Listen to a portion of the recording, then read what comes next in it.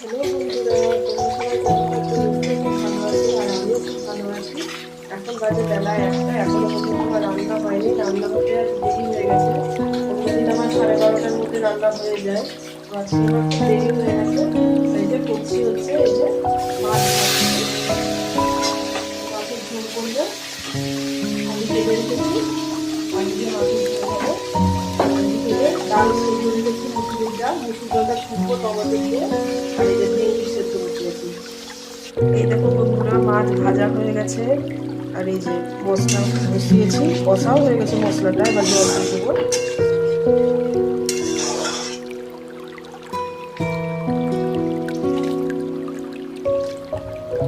ঝোল ফুটে উঠেছে, এবার মাছগুলোকে একে একে দিয়ে দেবো, দিয়ে ফুটিয়ে নিয়ে নামিয়ে নেবো।